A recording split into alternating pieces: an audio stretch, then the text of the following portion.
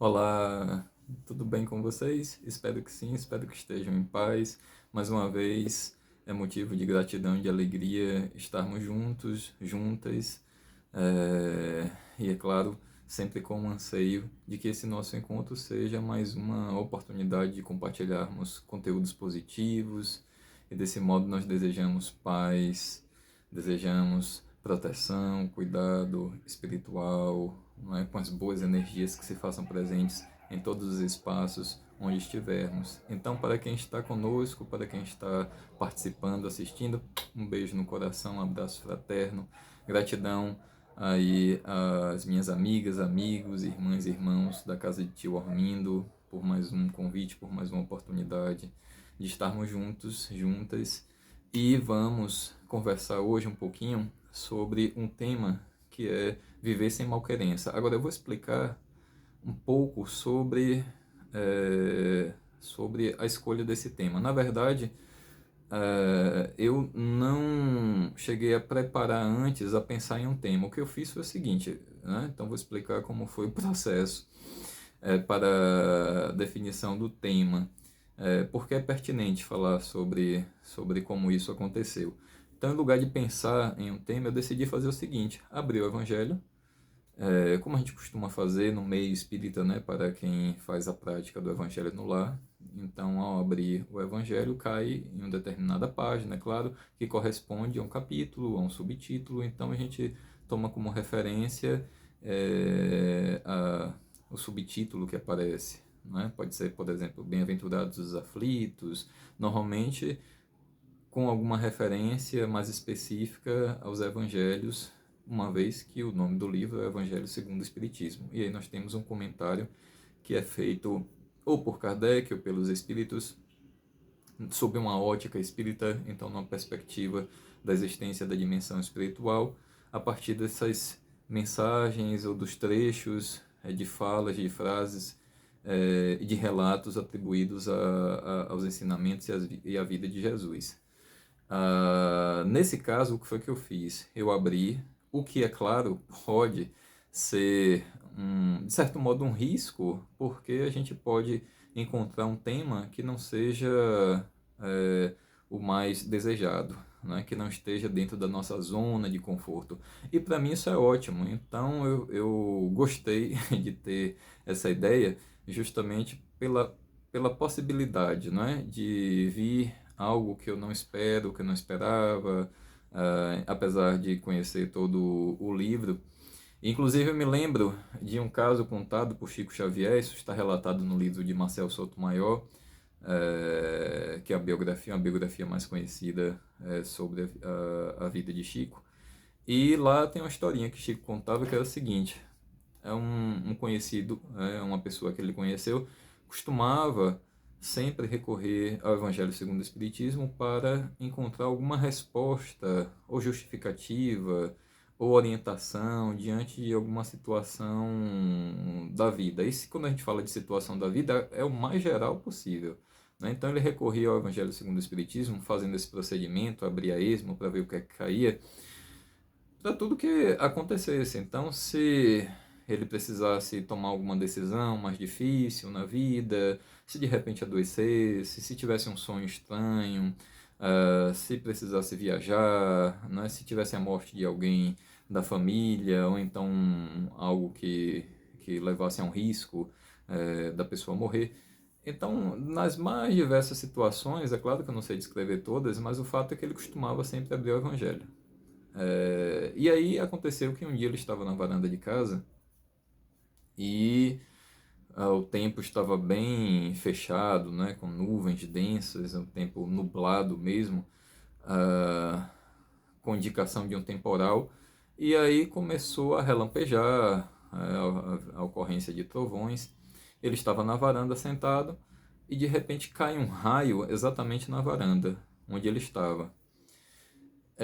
Ele não teve nada, não sofreu nada, mas o gato dele que estava ao lado, morreu na hora, né? Talvez ele não tenha sofrido nada, isso é hipótese, né? Por estar em uma poltrona, em uma cadeira, feita com material isolante, né? Talvez com borracha, mas isso é hipótese, né? A gente vai pensando. O fato é que o raio caiu e matou o gato e ele não morreu. Aí então ele ficou surpreso com aquilo e foi correndo pegar o evangelho para saber qual era a razão de ser daquele acontecimento, né? O gato caiu um raio, então o gato morre, não acontece nada comigo. Ele vai e abre o Evangelho segundo o Espiritismo em busca da resposta, por que que ele não morreu também? E aí cai em, em um capítulo, um subtítulo, que é o seguinte: se fosse um homem de bem, teria morrido. Então essa é a resposta que ele recebe. Acredito que não foi dentro de uma zona de conforto, né? Então ninguém espera dizer assim, olha, se eu atribuo esse ato de abrir o Evangelho segundo o Espiritismo como uma resposta para o que me acontece, então eu considero que aquilo é uma verdade, que aquilo está indicando de fato algo que aconteceu. Então se diz assim, se fosse um homem de bem teria morrido, logo eu chego à conclusão de que não sou um homem de bem, por isso que eu não morri. E isso reforça aquele ditado popular, vaso ruim não quebra. Então esse é um risco de se buscar de forma aleatória, né, buscar a esmo um tema. Mas eu gostei do que caiu para mim, não é? Embora não tenha o mesmo título, mas eu fiz o tema Viver Sem Malquerença com base justamente nessa parte, eu vou chamar assim, do Evangelho segundo o Espiritismo, que está no capítulo 10, Bem-aventurados os que são misericordiosos, e a mensagem é reconciliar-se ou reconciliação com os adversários. Então, vejam que não é o mesmo tema, mas ele tem relação. E eu acredito que é até interessante a gente ampliar um pouquinho essa palavra, colocando outras que sejam correspondentes, embora algumas não sejam consideradas como sinônimo, não é assim, mais perfeito. Se a gente pensar, por exemplo, além de adversários, inimigos, eles se equivalem. Inimigos, adversários têm uma carga semântica que costuma ser muito negativa, né? Mas podemos, assim, considerar também desafetos, né? Pessoas com quem não simpatizamos.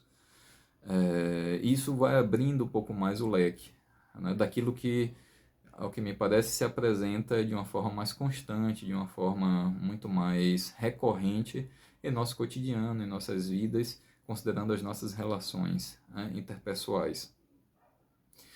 E o trecho do Evangelho que serve de motivo para essa mensagem é o capítulo 5 do Evangelho segundo Mateus, versículo 25 e 26. Eu vou ler só mesmo o versículo 5, um trechinho, que é atribuída a Jesus a seguinte afirmação: reconciliai-vos o mais depressa possível com o vosso adversário, enquanto estáis com ele a caminho.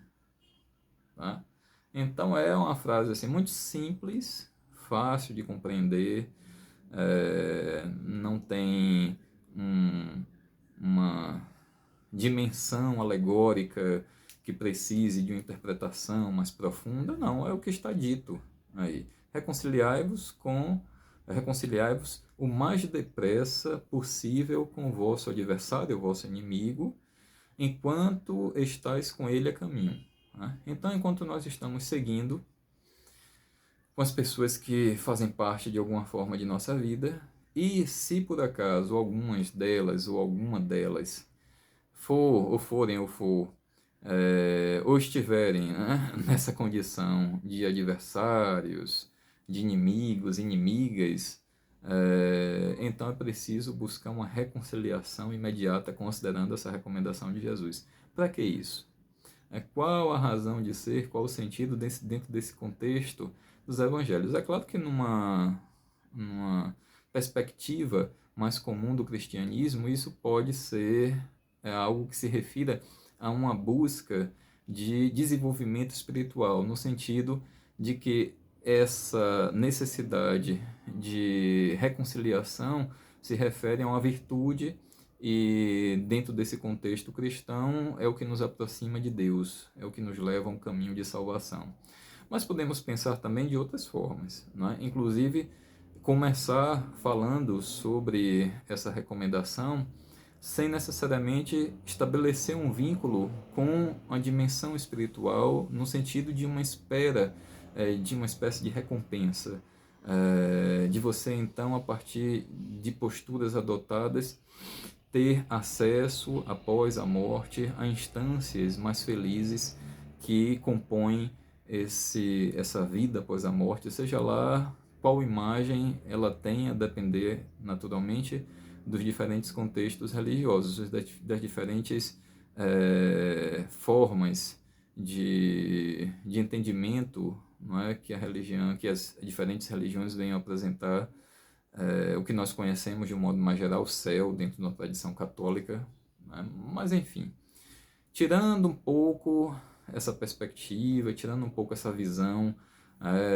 de um estado mais feliz, que venha a partir dos méritos que tenhamos conquistado devido a comportamentos mais condizentes com uma relação com a divindade. Então vamos considerar que reconciliar-se com os inimigos é algo que tem a ver com nossa saúde, que tem a ver com o nosso bem-estar, é uma questão de saúde.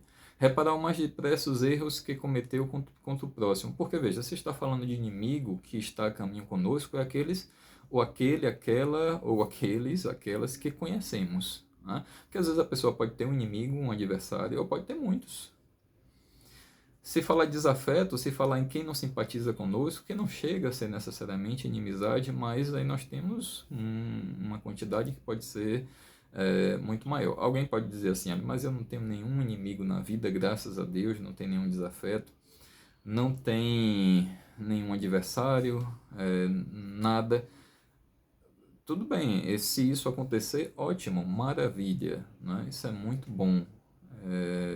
E quem estiver nessa condição realmente está numa condição muito boa, porque se nós não tivermos assim adversários, inimigos, então isso já é um fator extremamente positivo para a nossa saúde. Mas nem sempre é assim que acontece. E como eu disse, se nós ampliarmos um pouquinho, para além da carga semântica tão pesada e negativa que a palavra inimigo tem, pensar em desafetos, pensar, por exemplo, em pessoas que sentem inveja da gente.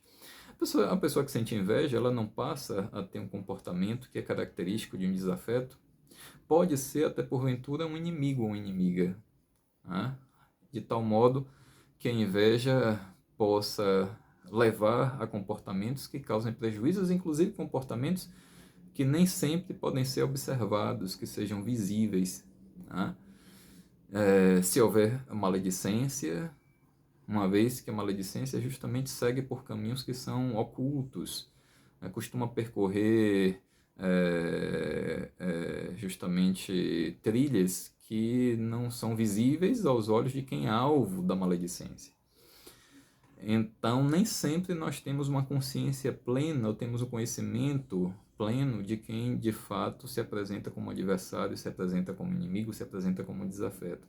Mas caso tenhamos, aí é preciso considerar essa questão da reconciliação de duas formas. Podemos ter sido a causa, né, por alguma atitude, por alguma falta que tenhamos causado, né, em relação ao nosso comportamento. E mesmo quando não entendemos que certas ações se caracterizaram como uma falta, como um problema, porque nós não temos como controlar e determinar o que está no campo das expectativas das pessoas que estão à nossa volta, que convivem conosco. Então, às vezes, um gesto, algo que aparentemente não seja violento, que não tenha uma motivação de causar mal, mas, a depender da expectativa de quem se relaciona conosco, pode ser interpretado com um potencial ofensivo. Isso pode causar uma mágoa. Então, nem sempre o que fazemos, mesmo com boas motivações, acaba tendo uma repercussão positiva. Então, às vezes, as nossas ações, elas podem se caracterizar em nossa consciência como ações ruins, como ações que efetivamente tenham sido ou identificadas como uma falta que tenham causado mal, ou então ações que a gente acha que não tem um potencial ofensivo, mas de alguma forma causa mágoa, cria alguma situação negativa em termos de repercussão em quem está à nossa volta, com quem nos relacionamos. Pois bem, isso aí já tem uma caracterização que identifica, o que pode identificar nosso vínculo com alguém, justamente marcado pelo desafeto, pela animosidade. E precisamos também considerar que existe um sentido contrário, de algo que alguém nos tenha feito e a gente se sente magoado, né? Pois bem, então considerando esses dois aspectos, se a pessoa fez qualquer coisa e a gente se sente magoado, então há uma situação aí que não é boa em termos afetivos, que pode criar feridas, que pode levar a uma mágoa. E é claro que isso, a depender de cada caso, pode ter ou não uma extensão grande, né? Pode ser uma ferida mais profunda, pode ser uma ferida rasa, mas enfim, o fato é que você tem, portanto, um estrago que foi feito. E assim nós temos essas duas possibilidades, ou o que nós fazemos a alguém, ou o que alguém nos faz.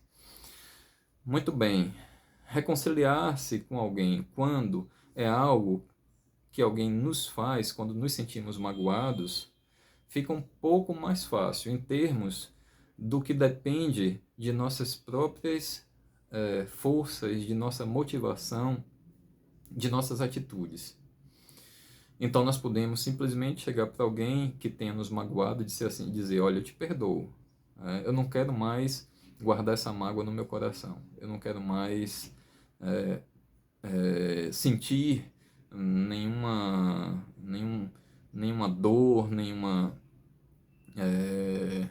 não quero nutrir mais nenhum sentimento que seja negativo em função daquilo que tem acontecido entre a gente. Então você tenta buscar resolver, aí como eu disse, por suas motivações pessoais, né, com base nas suas próprias atitudes, na escolha que você vai fazendo.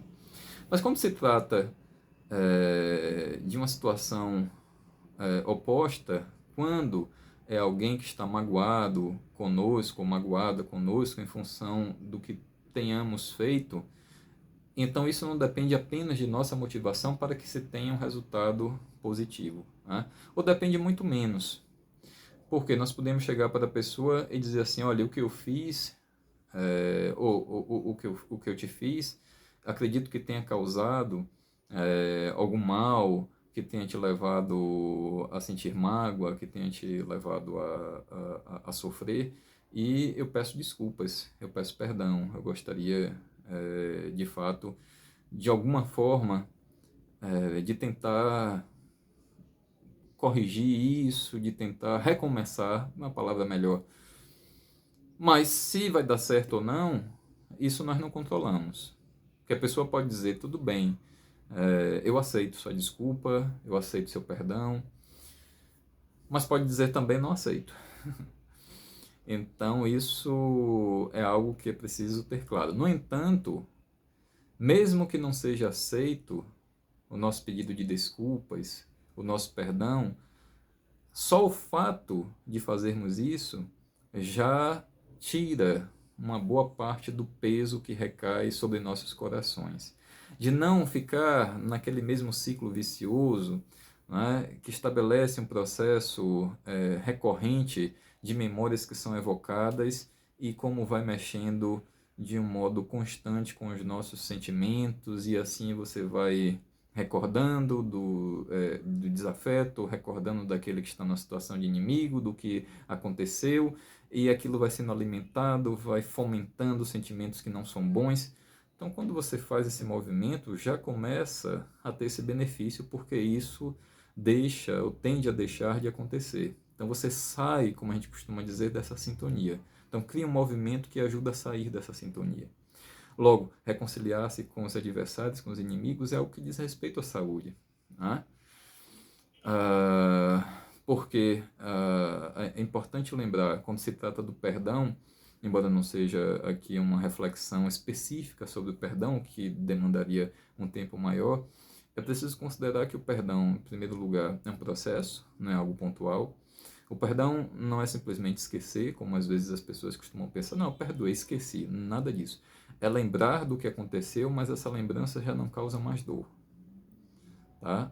E aí então já não tem mais mágoa, isso abre um caminho pleno, não é? Para que a gente consiga, de uma forma fácil, caminhar em direção ao perdão efetivo nesse processo, né, de superação de um trauma, de superação de uma mágoa, até conseguir se libertar daquilo que nos causa dor, daquilo que representa uma ferida aberta. E é preciso lembrar que perdoar não é retirar a responsabilidade de quem quer que seja, tá? Então, se alguém fez algo, por exemplo, contrário a, a, ao que está, inclusive no campo de nossa legislação, como dispositivos que são fundamentais para assegurar o direito à vida, à dignidade, né? Então, direitos fundamentais. Então, se alguém comete algum delito, né, e fere essa normatividade, vai ter algum tipo de responsabilidade. Né? Então, o fato de perdoar não retira essa responsabilidade, que é uma responsabilidade social, e do ponto de vista espiritual, a mesma coisa, a responsabilidade continua. Aquilo que nós realizamos, que nós fazemos, cria, portanto, repercussões do ponto de vista espiritual, e nós temos uma responsabilidade diante disso, e vamos ter que arcar com as consequências de nossas ações. Tá? Então, perdoar não é retirar a responsabilidade de quem quer que seja, mas é livrar-se, né, de um peso, livrar-se justamente daquilo que às vezes está ali corroendo, está ali maltratando e adoecendo em muitos casos. Então, veja, é uma forma, inclusive, de nos protegermos de conteúdos afetivos com potencial negativo. Então, você, como disse, numa linguagem que a gente costuma usar, sai da sintonia. Então, isso é importante. Do ponto de vista que eu acho interessante, dessa questão da saúde, em relação, inclusive, ao corpo, nós temos até mesmo um respaldo em termos do que a ciência vem verificando no campo das pesquisas sobre o funcionamento do cérebro, quando correlacionado a experiências que nós temos, e quando se trata de experiências felizes, de experiências boas, de experiências, portanto, que trazem conteúdo agradável, como disse, que caracteriza a felicidade.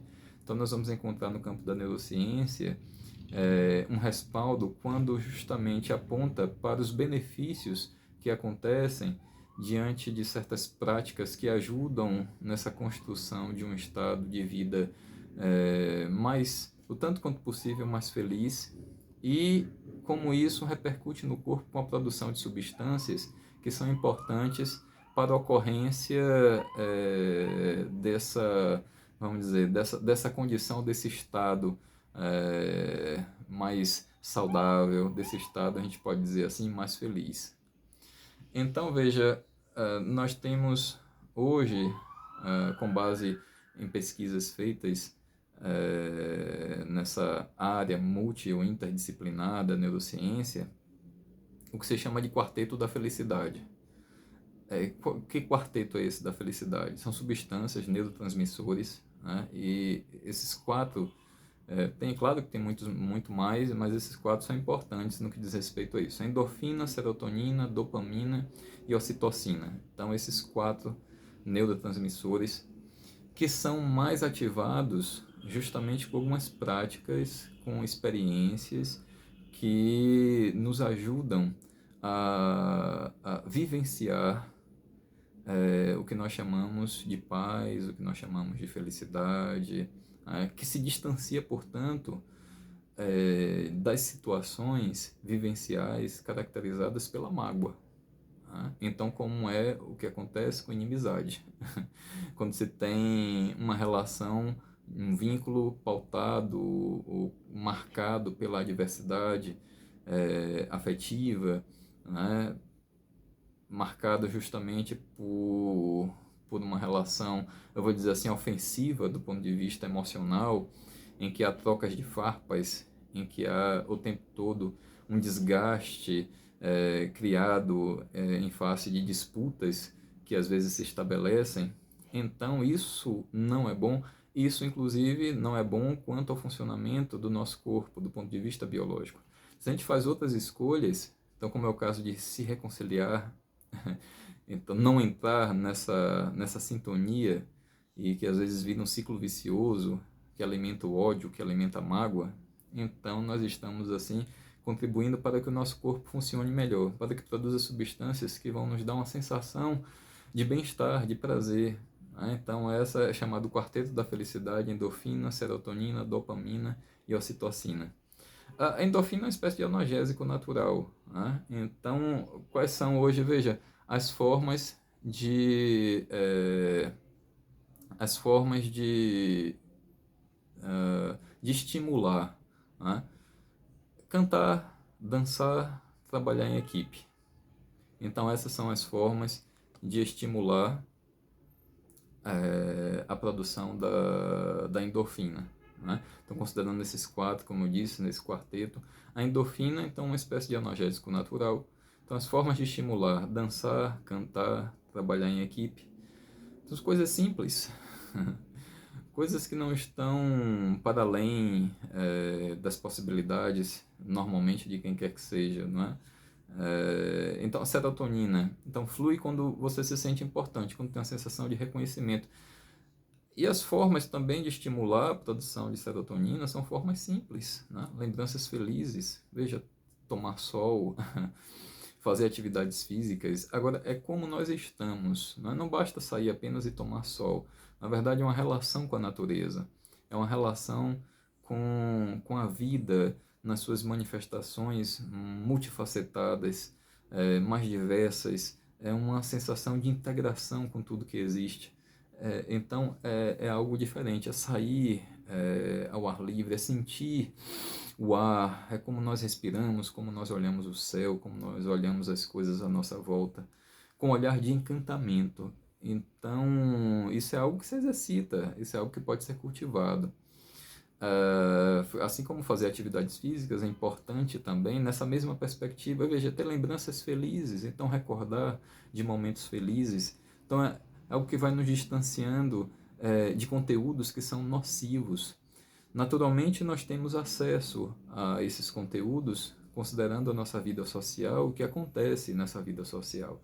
Nós não vamos deixar de ter acesso a informações e saber de coisas ruins que acontecem, né? Inclusive com uma necessidade até para que sejam evitadas. Mas não vamos ficar presos ou presas às notícias, aos eventos que são ruins. Né? Não vamos ficar presos ou presas às memórias, às lembranças que também sejam ruins. Né? Então, isso é algo que se refere também a essa necessidade de reconciliação, uma vez que isso nos traz uma leveza, uma vez que isso tende a proporcionar um estado mais propício ao que nós chamamos de paz de espírito. A dopamina é mediadora do prazer, é responsável por sentimentos como amor, né? As formas de estimular ter propósito de vida, então buscar sentido de vida. Sentido de vida que nós vamos encontrando, aí tem vamos dizer assim, uma variação para os autores que são referências em relação aos estudos sobre sentido de vida, que pode ser encontrado ou que pode ser construído. Mas o importante, aí nesse caso, é nós buscarmos propósitos para a vida. Quando você perde propósito, nós podemos dizer, quando você perde o sonho, quando você perde a esperança, então a vida ela fenece. A vida ela tende a murchar, ela tende a se esvair. Né? Como diria Paulo Freire no seu livro A Pedagogia da Esperança, quando se perde a esperança, né, então se perde o sentido da vida. Basicamente é o que ele diz. Né?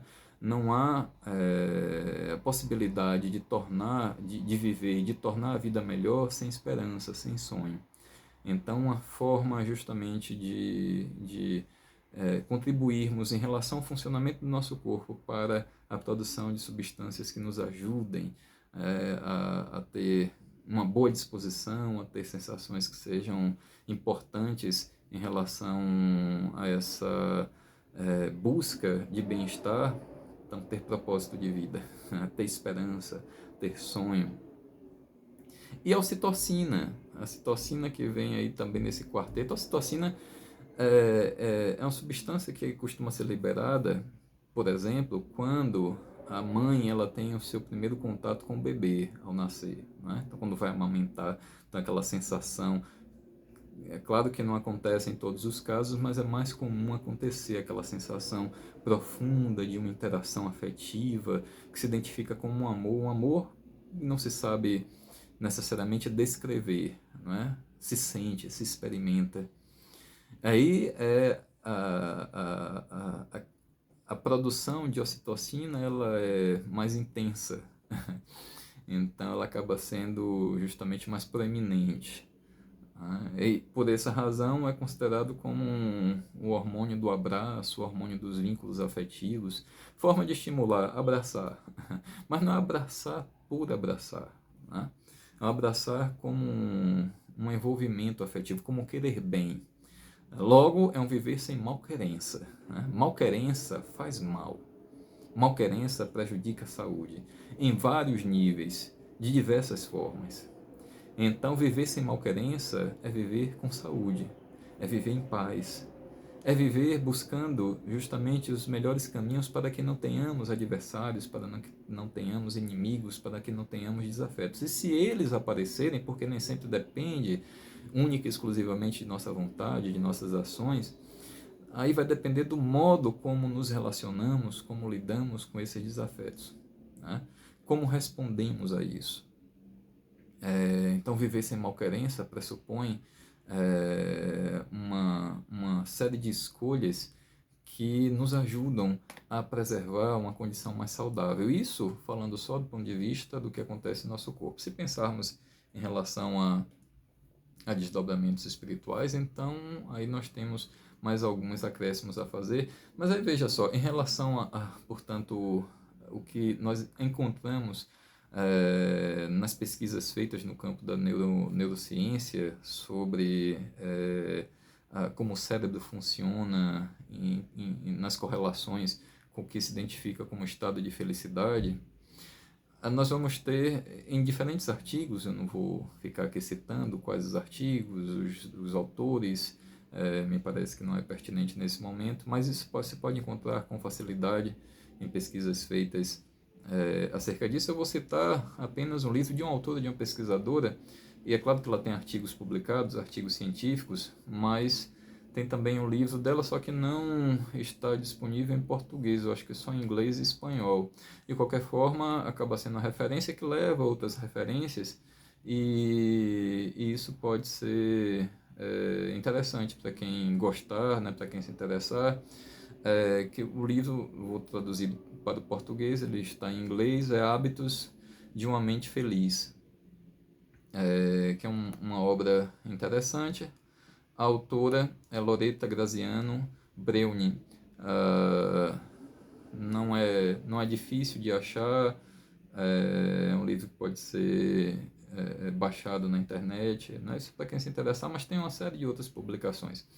Aí vejam só, o que é que nós podemos fazer para estimular nossa saúde, para viver sem malquerença, do ponto de vista do que a neurociência vai nos trazendo em algumas publicações, em algumas pesquisas, não é? Como indicativos, ou como a gente pode dizer até orientações.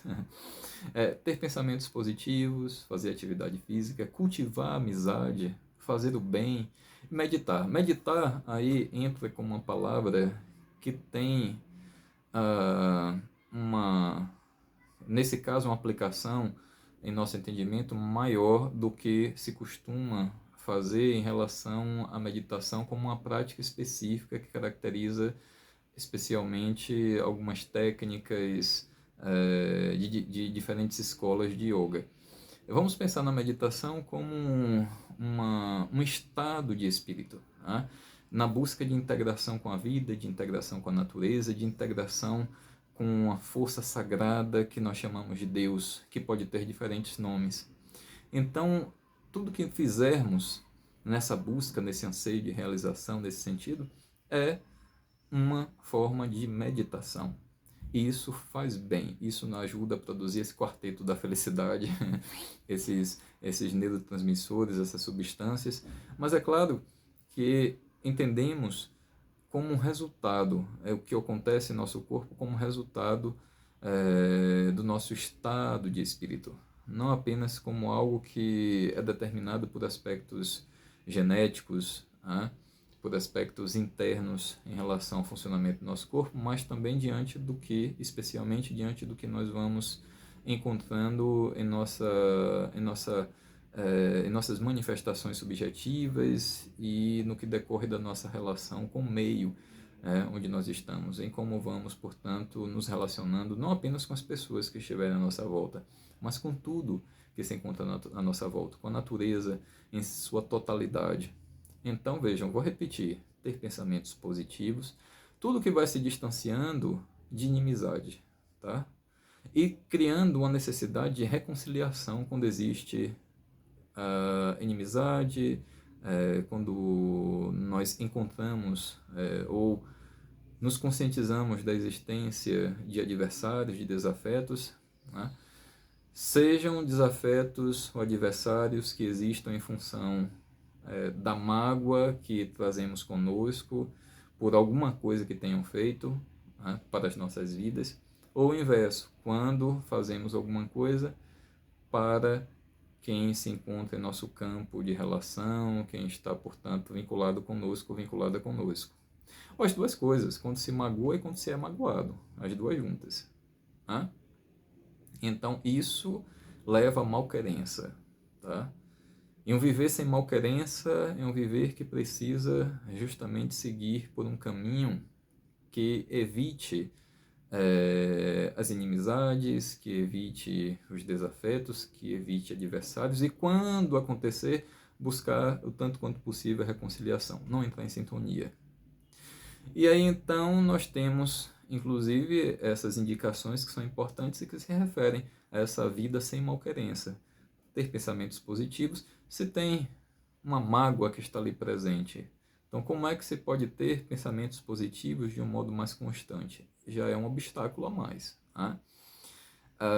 Cultivar amizade, fazer o bem, né? E meditar. Então, são práticas, além de fazer atividade física, são práticas que ajudam, né? Que contribuem muito para esse estado de bem-estar e que caracterizam esse viver sem malquerença.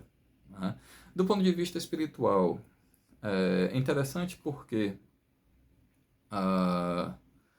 nesses desdobramentos espirituais há uma... Eu vou olhar novamente aqui no Evangelho, quando o comentário é feito acerca dessa frase de Jesus: reconciliai-vos o mais depressa possível com o vosso adversário, enquanto estáis com ele a caminho. Aí então vem o comentário de Kardec, que é o seguinte, respaldado, é claro, pelos Espíritos: na prática do perdão, como em geral na do bem, não há somente um efeito moral. Veja, ele coloca duas coisas. Na prática do perdão, como em geral na do bem, né? Então em fazer o bem, não há somente um efeito moral, há também um efeito material. Ele está falando isso considerando a existência do chamado mundo espiritual, da dimensão espiritual. Fala isso considerando que o perdão e fazer o bem não tem repercussões apenas subjetivas, mas que também tem repercussões em nossos corpos, mas, para além disso, tem repercussões no chamado mundo, no plano da espiritualidade, que é também feito de matéria. Tem repercussões que são materiais. Tá? E aí ele continua dizendo assim: a morte, como sabemos, não nos livra dos nossos inimigos. Então, os espíritos vingativos perseguem muitas vezes com seu ódio no além-túmulo aqueles contra os quais guardam rancor, donde decorre a falsidade do provérbio que diz: morto o animal, morto o veneno, quando aplicado ao homem. Então, morto o animal, morto ao veneno, quando aplicado ao homem, não funciona, porque a vida continua. E nesse continuar da vida nós vamos preservando nossos afetos, vamos preservando nossa cognição, vamos preservando nossas consciências, preservamos aquilo que nós somos, que nos constitui, com nossas memórias, tá? E também podemos preservar nossas mágoas, nossas malquerenças. Logo, há uma continuidade também de uma situação que seja caracterizada por inimizade. Logo, se houver desafeto, inimigo, adversário, nesta vida isso não for resolvido, é muito provável que siga justamente com essa mesma condição após esta vida. Né? Que siga com essa mesma condição, com seus desdobramentos na chamada vida espiritual, que também é feita de matéria, volto a dizer. Tá? Matéria é uma outra condição, outra forma de manifestação. Tá? Então, esses são os desdobramentos espirituais, porque isso, inclusive, vai nos possibilitando evitar futuras obsessões, processos obsessivos. Tá? E obsessões que costumam criar situações que são prejudiciais à saúde, como inimizade de um modo geral. Tá? Ter alguém que queira mal a outra pessoa é algo que potencialmente pode causar problemas para a saúde, que pode, portanto, criar situações que não sejam favoráveis à vida. Então, malquerença faz mal. Malquerença permanece do ponto de vista espiritual? Sim, pode permanecer. Então, o melhor que se faz é resolver, né, para que não tenhamos problemas. E aí nós vamos ver obras diversas, sejam elas de natureza mediúnica, ditadas por espíritos que tratam da obsessão e falando de casos de obsessão, como é o caso, por exemplo, da obra Libertação de André Luiz. E vamos encontrar situações que caracterizam justamente a ocorrência de desafetos, de desavenças e que vão motivar, em muitos casos, a chamada obsessão. Assim como nós vamos encontrar referências que não são de natureza mediúnica, diretamente de natureza mediúnica, não são relatos feitos por espíritos através de um médium, mas fruto da observação, do trabalho de pessoas que puderam lidar com a chamada obsessão. Um deles, uma dessas referências, é justamente um médico que foi responsável durante anos, durante décadas, na verdade, pelo chamado Hospital Sanatório Espírita de Uberaba, que é Inácio Ferreira, na época era assim, o Sanatório Espírita de Uberaba, né? Hoje já não se usa mais a palavra sanatório. E Inácio Ferreira ele escreveu algumas obras, e uma delas em especial ele trata da questão da obsessão como a raiz principal da ocorrência de distúrbios mentais, a partir do que ele observou ao longo do tempo no próprio sanatório. Então, no seu livro, por exemplo, Novos Rumos à Medicina, ele vai trazer uma série de casos de pacientes que entraram no Sanatório Espírita de Uberaba, que foram internados e com diagnósticos diferentes, mas que tinham, na verdade, como raiz principal de seus problemas a obsessão presente. Então, fatores obsessivos. Aí no que se refere justamente à influência perniciosa de espíritos vinculados a essas pessoas e normalmente por razões afetivas, no cultivo de atitudes que causaram mágoas ao longo do tempo. Então, nós vamos encontrar em uma obra como essa relatos, como eu disse, que mostram justamente o quanto a obsessão tem um potencial de causar prejuízos para a saúde e levar a uma série de distúrbios, inclusive distúrbios mentais. Resolvida a obsessão nesses casos, boa parte dos pacientes apresentavam a recuperação completa, total. Né? Então é o que Inácio Ferreira, por exemplo, relata nesse seu livro Novos Rumos à Medicina. Assim nós vamos encontrar tantas e tantas outras referências, especialmente, é claro, no meio espírita, mas para além dele também nós vamos encontrar, como é o caso de uma outra obra de um médico norte-americano chamado Carl Wickland, que escreveu o livro 30 anos entre os mortos, que também vai fazer um relato de casos que caracterizam o que chamamos de obsessão, mesmo ele não tendo sido espírita. Né? E nesse tipo de situação ele também vai descrever no seu livro o quanto houve melhora nos pacientes que ele tratou quando esse problema da obsessão foi resolvido. Ou seja, quando as motivações, especialmente as motivações relacionadas à mágoa, que levaram à ocorrência de adversários, de inimigos, de desafetos. Então, quando isso for resolvido, o problema da obsessão se resolveu e os prejuízos à saúde começaram a cessar. Então, nós vamos vendo nesses relatos que há desdobramentos espirituais e, como diz Kardec, não apenas do ponto de vista subjetivo, mas também material, com alcance na saúde nas suas mais diferentes dimensões. Portanto, reconciliar-se com os adversários, reforçando o que está no Evangelho segundo o Espiritismo, é uma prática que importa e muito para um viver sem malquerência e um viver melhor, mais livre de prejuízos, mais livre de problemas. E para além disso, é importante destacar que essa capacidade de reconciliação é algo que também contribui para o nosso desenvolvimento pessoal, num processo efetivo de educação. Na medida em que vamos superando certas dificuldades que se apresentam em nossa convivência, em nossas relações, e assim ganhando possibilidades, abrindo margens para renovar nossos vínculos, para fazer vínculos mais saudáveis, para assim podermos fazer amigos, né? Para não estarmos tão suscetíveis a sofrer traumas, a sofrer danos, a ter melindres que são provenientes dessas nossas relações. Portanto, é um processo de aprendizado. É fácil? Não. Né? Se esgota com o tempo que conhecemos? Não. A todo momento, a todo instante, nós vamos encontrando situações que são, às vezes, até, vamos dizer, inesperadas, porque podemos ter uma sensação de que sabemos lidar com certas situações e, às vezes, vem em um determinado contexto algo que nos tira do eixo, que nos tira do lugar e que diz respeito aos nossos vínculos, que mexe com os nossos afetos. E isso, portanto, acaba nos convidando também ao aprendizado. Logo, não se trata apenas ou tão somente de uma ação que se refere ao cuidado com a saúde para uma vida mais preenchida de bem-estar, mas também um processo de aprendizado que não se distancia, ao contrário, se interpenetra nesse horizonte de um viver sem malquerença, de um viver melhor, de um viver mais pleno.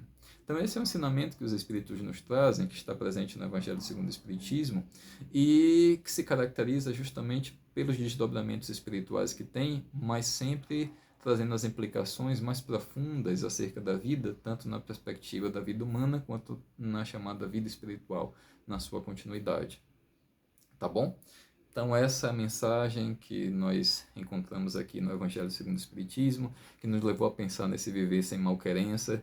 Espero que tenha sido uma reflexão útil, agradável, que tenha de alguma forma contribuído, porque esse é sempre o nosso desejo, o nosso anseio, porque está dentro de nossas reflexões pessoais, de nossos anseios pessoais, de algo que diz respeito à nossa vida, que tem implicações efetivas no nosso viver cotidiano. E isso a gente compartilha, né? Então a gente vai tentando compartilhar o que vai em nosso coração para que chegue em outros corações, tá bom? Então espero que tenha chegado com todo carinho e aqui eu vou me despedindo, deixando um beijo no coração, um abraço fraterno e mais uma vez gratidão por essa oportunidade. Até uma próxima, até um próximo encontro.